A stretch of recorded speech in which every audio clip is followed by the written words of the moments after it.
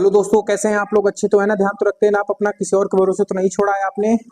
चलिए, आज हम लोगों को क्या पढ़ना है? विभाजन के नियम। आठ का विभाजन नियम मैंने पढ़ाया था लास्ट क्लास में। क्या पढ़ाया था हमने आठ के विभाजन नियम में? आठ के विभाजन नियम में मैंने बताया था कि किसी भी संख्या के अगर लास्ट के 3 अंक 8 से विभाजित है तो वह संख्या 8 से विभाजित होगी। लेकिन ये तो बहुत लंबा प्रोसेस था, उसके लिए मैंने 2 शॉर्ट नियम बताए थे। एक सम वाला, तीसरा अंक देखना था, लास्ट से तीसरा अंक हम लोगों को देखना था।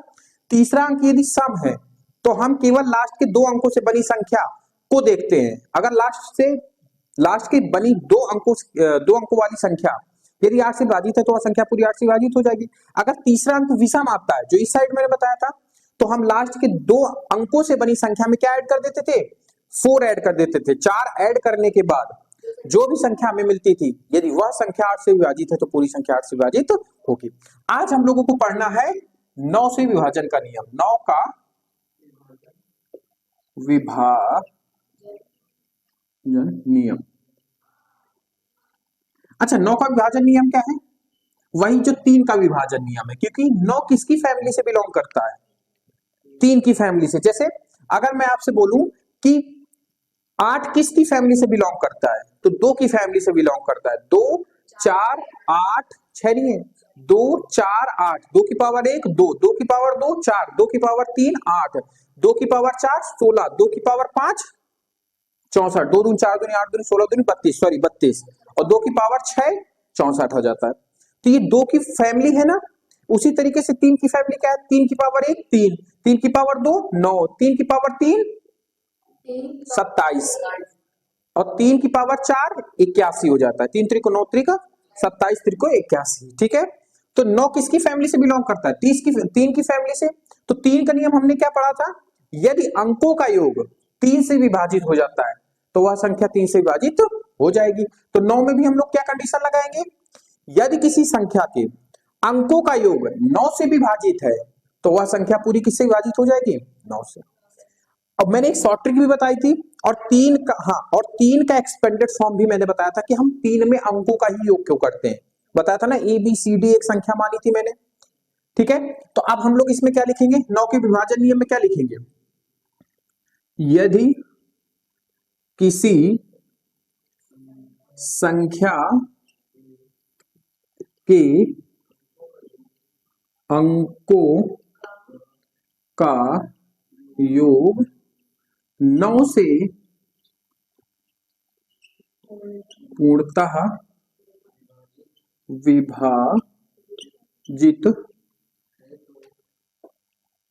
विभाजित हो तो वह संख्या 9 से पूर्णतः विभाजित हो। बात समझ में आई? कुछ नहीं करना है हमें। एग्जाम्पल में अगर मैं बात करूं, जैसे मैंने खूब बड़ी संख्या लिखी, मैंने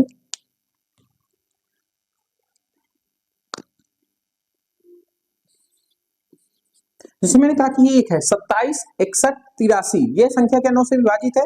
तो हम लोग क्या करेंगे? इसके अंकों का योग करो। 7 2 9, 9 6 15, 15 1 16, 16 और 8 कितना हो जाएगा? 24, 24 और 3 27। क्या 27 9 से विभाजित है? इसका मतलब ये संख्या भी 9 से विभाजित हो जाएगी। लेकिन ये तो छोटे संख्याओं में तो आप कर लोगे। मैंने बताया था ना, 3 में जैसे खूब बड़ी संख्या आ जाए तो क्या करेंगे? अब एक बड़ी सी संख्या लिखता हूं, आप बताना मुझे। ठीक है,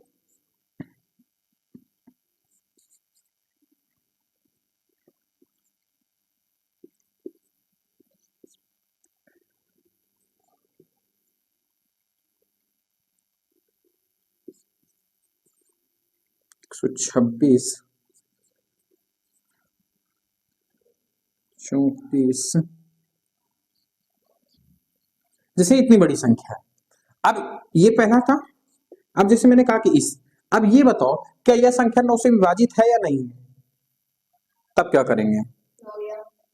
अब नॉर्मली जो बच्चा पढ़ा होगा, नॉर्मली नियम क्या पढ़ा होगा कि अंकों का योग करो पहले, फिर इसके बाद उस संख्या को क्या करना है? हमें ऐड करना है। तो अब एक बात बताओ, क्या ऐसे में समझ में आएगा 9 का योग कर पाओगे? करते हैं, देखते हैं। 7 2 9, 9 1 10, 10 8 18, 18 1 19, 19 6 25, 25 0 25, 25 और 2 27, 27 और 7 कितना हो जाएगा आपका 34, 34 2 36, 1 37, 37 और 2 39, 39 6 45, 45 और 3 कितना हो जाएगा 48, 48 और 4 52, 52 और 2 54, 54 और 7 कितना हो जाएगा आपका 61, 61, 61 और 2 कितना हो जाएगा 63, 63 और 9 कितना हो जाएगा आपका 72। क्या 72 9 से विभाजित है? इसका मतलब यह संख्या भी 9 से पूर्णतः विभाजित तो होगी।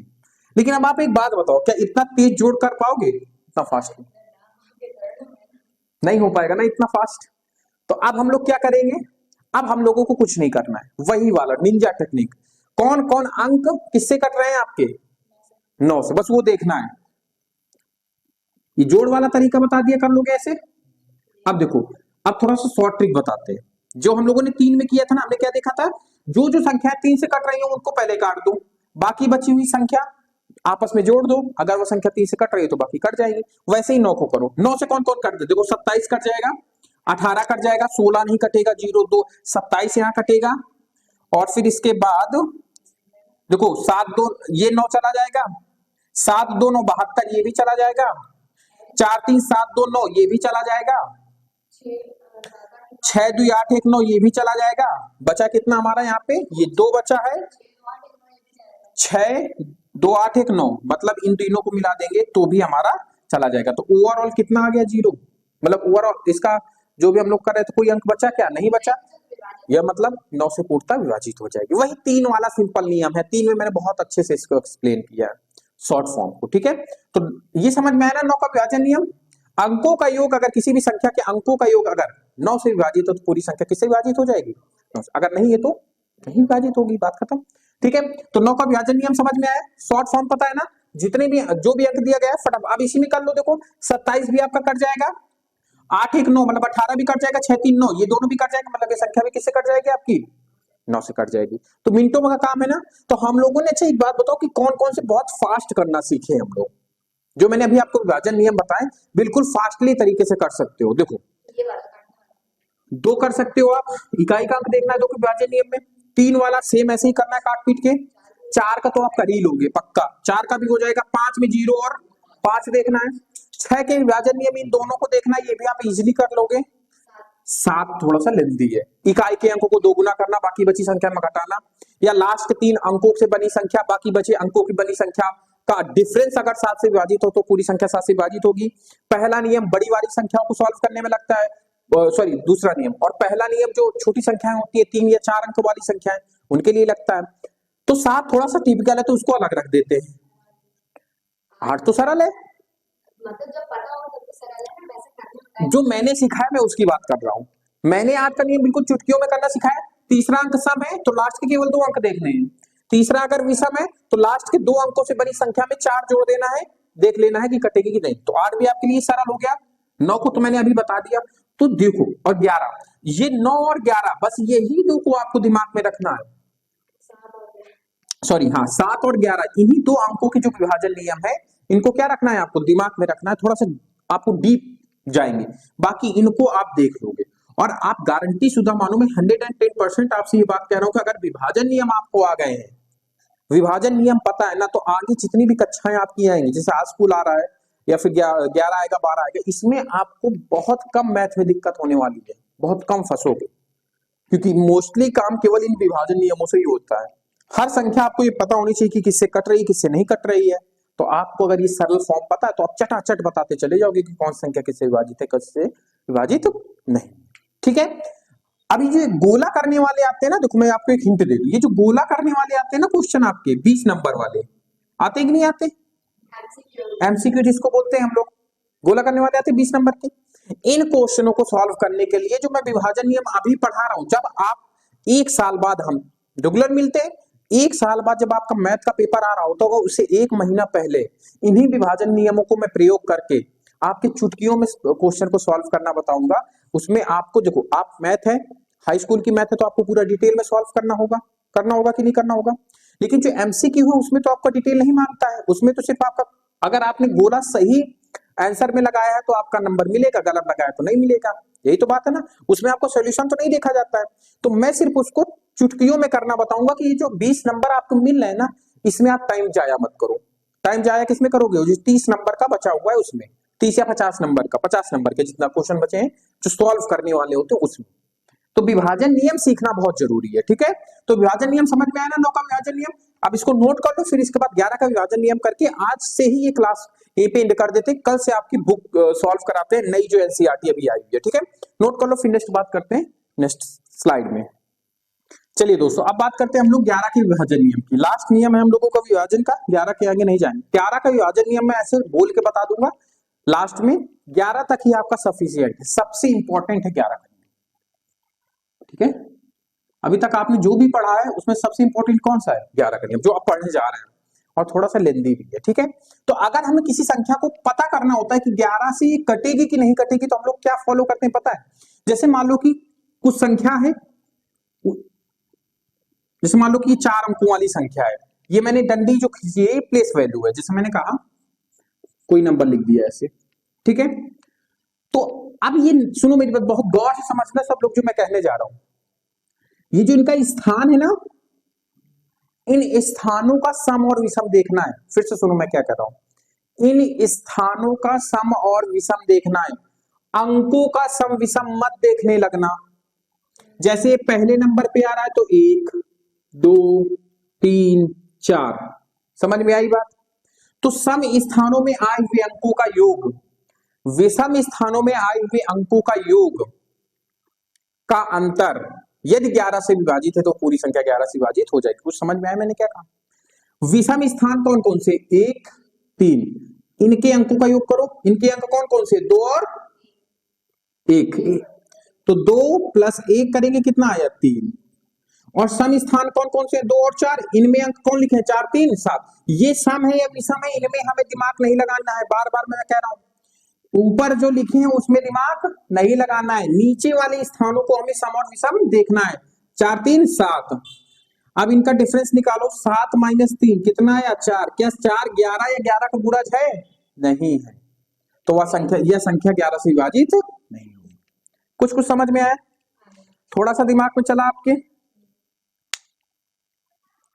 चलो, अब इसके बाद हम थ्योरी लिखते हैं, फिर आपको समझाते हैं, तो बेहतरीन समझ में आएगा, ठीक है। चलो, तो क्या लिखेंगे? यदि किसी संख्या के विषम, पहले विषम को लिखते हैं, विषम स्थानों,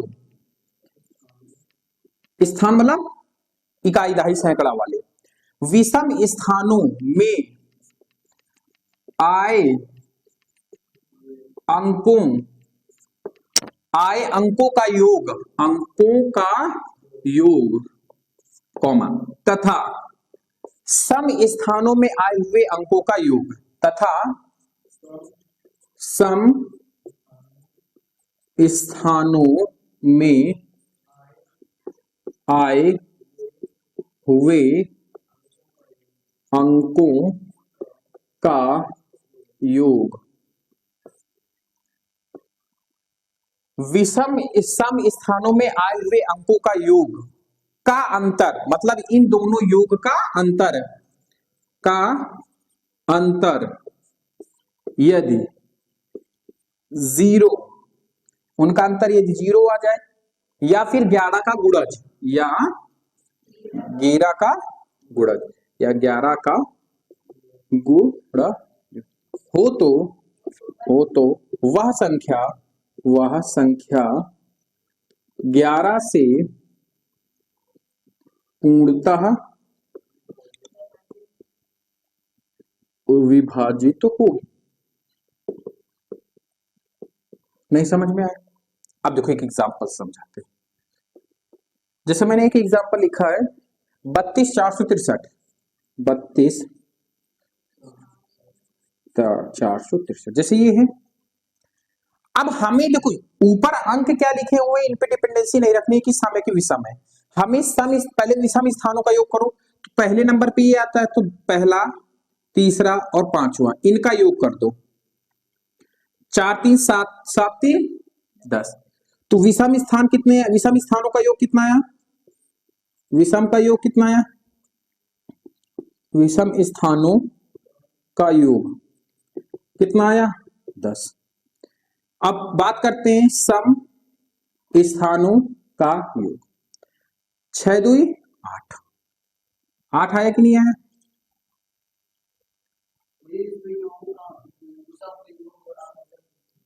क्यों? विषम स्थानों का योग पहला, तीसरा और पांचवा ये विषम है कि नहीं? तो इनका योग करो। विषम स्थानों में कौन सा है? पहला 3 अंक है, तीसरा है, फिर 4 है, फिर 3 है। 4 3 7 3 10। अभी नहीं समझ में आ रहा हम क्या कह रहे हैं? ये नंबरिंग है, वही तो तुमसे बार बार पिन पॉइंट करके कह रहे हैं आप लोगों से कि ये नंबरिंग है। अब विषम स्थान में कौन कौन से है? दूसरे स्थान में कौन आया? 6 और 4, ये विषम स्थानों में आए हुए अंक है ना। अब इनको जोड़ दो, 6 2 8। अब इन दोनों का अंतर निकाल दो, तो 10 माइनस 8 करो 2। 2 क्या 0 है? नहीं। क्या 11 का गुणज है? 11 का गुणज समझते हो कि नहीं समझते हो?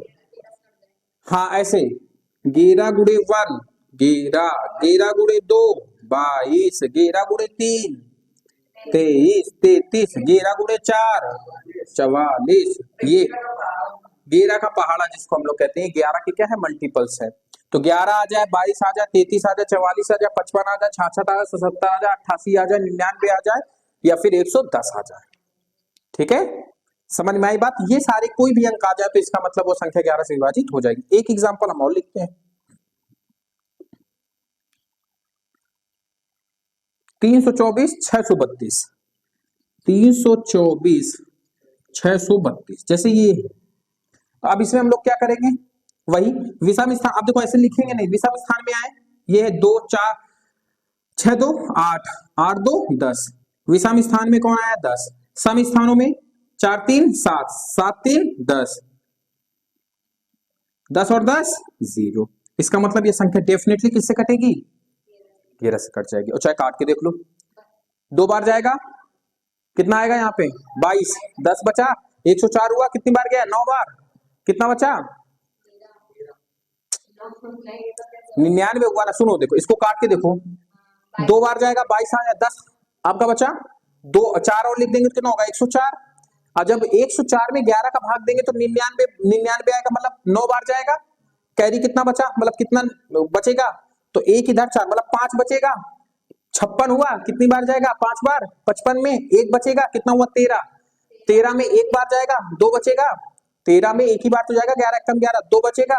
22, 11 कट जाएगा। समझ में आई बात? तो 11 का नियम समझ में आया कि नहीं आया आपको? आ गया ना? तो आज की क्लास को यहीं पे समाप्त करते हैं। आज से आपके विभाजन नियम पूर्णतः खत्म हो गए। ठीक है, अब कल से आपको क्या चलेगी? बुक एनसीईआरटी वाली। सब लोग जो ऑनलाइन बच्चे हैं, वो ऑनलाइन वाले बच्चे क्या कर ले? बुक सब लोग खरीद ले, एनसीईआरटी की जो नई वाली आई है। ठीक है, कल से सॉल्यूशन उसका चालू करते हैं। ठीक है, और जितना मैंने अभी तक बेसिक कराया है, शायद 12 क्लासेस हो गई है बेसिक की, तो बेसिक बढ़िया से तैयार कर लेना, तो आपको बढ़िया सा पेपर और आने वाले चैप्टर बढ़िया आएंगे। ठीक है, तो आज की क्लास को यहीं पे समाप्त करते हैं, बाकी बातें करते हैं नेक्स्ट क्लास में। अगर क्लास आपको अच्छी लगी हो तो चैनल को सब्सक्राइब कीजिए, वीडियो को लाइक कीजिए, और वीडियो ज्यादा से ज्यादा अपने दोस्तों पे शेयर कर दीजिए, जिससे उन सबको भी इस क्लास का लाभ मिल सके। धन्यवाद, मिलते हैं सेम टाइम पे इसी समय नेक्स्ट मॉर्निंग पे। धन्यवाद।